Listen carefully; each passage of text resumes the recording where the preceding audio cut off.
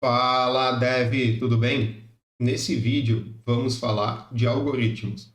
Então pegue um cafezinho e vamos começar.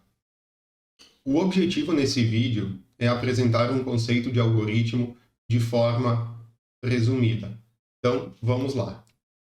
O que é um algoritmo? Um algoritmo nada mais é do que uma sequência finita de passos. Esses passos são instruções e operações que têm o objetivo de solucionar um problema. Nós aplicamos o conceito de algoritmos diariamente sempre que planejamos executar alguma tarefa. Vamos pensar então em um exemplo onde eu preciso ir até o mercado. Então eu faço um planejamento disso. Eu vou ao mercado hoje às 8 horas. Eu vou pela rua A, depois eu acesso a rua B até chegar ao mercado. Eu preciso comprar o produto XYZ. Eu fiz um planejamento. De certa forma, isso é um algoritmo. Então, um algoritmo também é composto pela entrada de dados, pelo processamento de dados e pela saída de dados. Vamos pensar mais uma vez em alguns exemplos. O caminho até o shopping é mais um exemplo de algoritmo.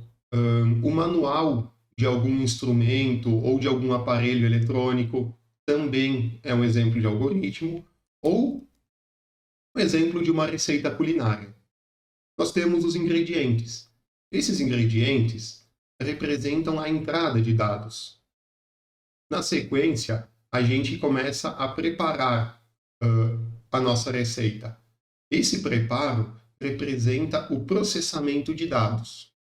E ao final, quando nós temos o prato finalizado, pronto para servir, estamos falando então da saída de dados. Voltando um pouco e falando sobre o processamento de dados, temos a manipulação e a transformação dos dados, da informação. E nessa etapa, geralmente nós temos fluxos de repetição e as tomadas de decisões. Até agora, todo esse resumo, essa explicação, pareceu um pouco abstrata, mas a gente já vai ver alguns exemplos práticos. Existem algumas formas de representar os algoritmos. Algumas delas são a descrição narrativa, o fluxograma e o pseudocódigo. Então, vou apresentar para vocês alguns exemplos. Eu tenho aqui um algoritmo onde a gente vai calcular a média de um aluno. Então, vamos começar pela descrição narrativa. A descrição narrativa nada mais é do que o passo a passo descrito na nossa linguagem natural. Então, eu preciso obter as 3 notas desse meu aluno, eu preciso calcular a média aritmética. Se a média for maior ou igual a 7, o aluno está aprovado, senão o aluno está reprovado. Isso é um exemplo de algoritmo na descrição narrativa. Vamos ver agora o pseudocódigo. O pseudocódigo, então, ele é descrito também na nossa linguagem, porém, ele é um pouco mais estruturado, ele tem algumas regras que a gente deve seguir. Então, a gente começa definindo aqui um nome para esse algoritmo. Então, o algoritmo calcula a média. Depois, a gente tem aqui var, nota 1, nota 2, nota 3. O que é esse var? Var representa uma variável. E o que é uma variável? Nesse momento, a gente precisa entender que uma variável serve para armazenar alguma informação, certo? Aonde eu estou armazenando as 3 notas do meu aluno. E no final, aonde temos esse 2 pontos real, esse real representa um tipo de dado. Também, mais à frente, nós vamos estudar todos os tipos de dados que a gente utiliza no Java. Porém, nesse momento, a gente vai entender só o que é esse real. E nesse momento, estamos, então, nos referindo a um valor com vírgula, onde a nota pode ser 9,5, 8,7. Na sequência, da nossa estrutura, nós temos o início.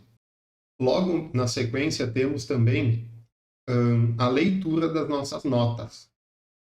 Então, eu estou lendo a nota 1, a nota 2 e a nota 3.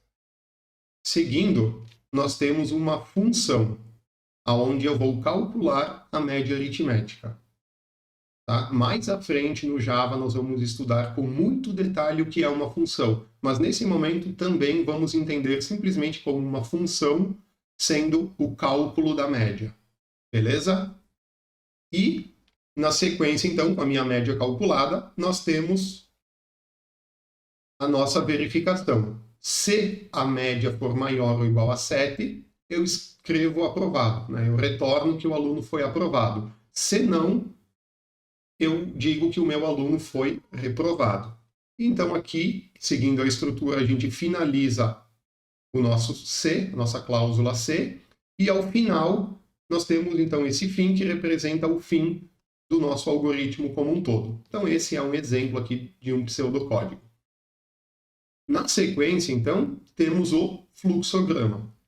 Temos aqui o início do fluxograma. Na sequência, temos a entrada de dados, então as notas 1, 2 e 3. Na sequência, temos a nossa função aqui, onde vamos calcular a média. E seguindo, nós temos, então, um questionamento. Se a média for maior ou igual a 7, o aluno, então, foi aprovado. Se não, né, aqui na opção não, o aluno foi reprovado e, tanto aprovado quanto reprovado, chegamos ao fim do nosso algoritmo.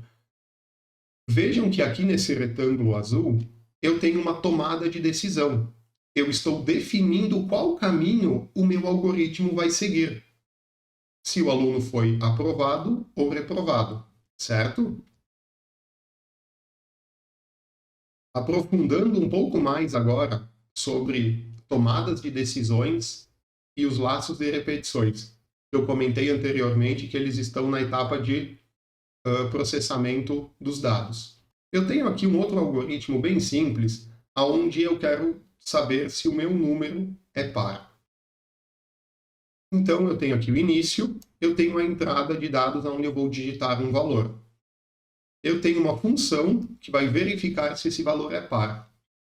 Caso ele seja par, então eu tenho aqui uma tomada de decisão. Esse número é par? Sim, o número é par. Eu finalizo o meu algoritmo. Então vamos destacar aqui, temos aqui mais uma tomada de decisão. E eu vou destacar aqui de uma outra cor.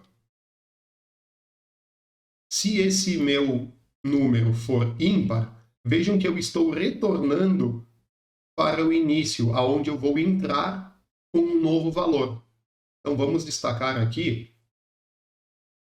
que neste fluxo aqui eu estou criando um laço de repetição, ou seja, toda vez que o meu número digitado não for par, eu vou retornar à etapa de digitar um novo valor. Então esse fluxo de repetição, ele pode acontecer inúmeras vezes, até que eu digite um número par, né, nesse meu algoritmo, certo?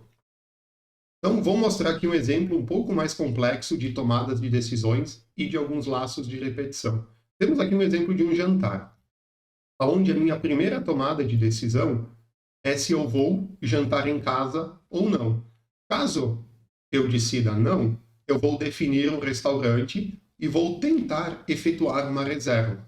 Porém, vejam que se o meu restaurante não tiver reservas disponíveis, eu não conseguir reservar, eu tenho aqui mais um laço de repetição, aonde eu volto para a etapa de definir um novo restaurante, vou tentar verificar se tem reservas disponíveis. Tem reservas? Se a resposta for sim, então eu vou poder jantar, certo?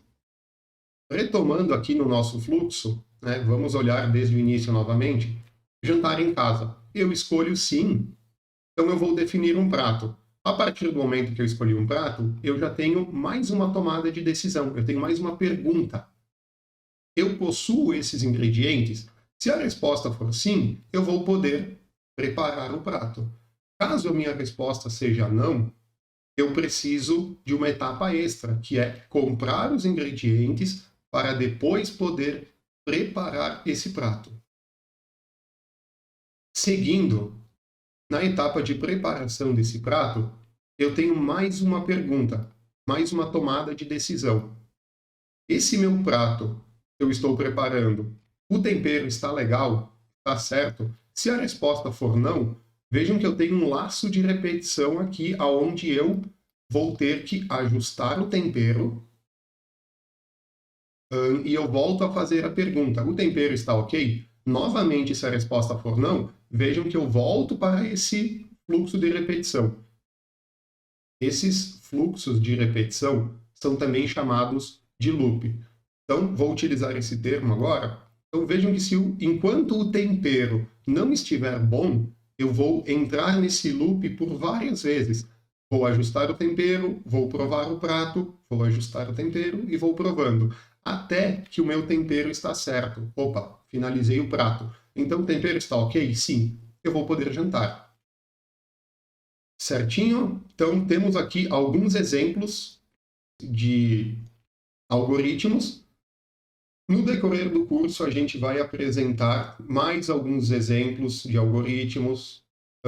Eles podem aparecer na descrição narrativa, no pseudocódigo ou do fluxograma. Então, pessoal, nesse vídeo é isso. Espero que tenham gostado. Valeu!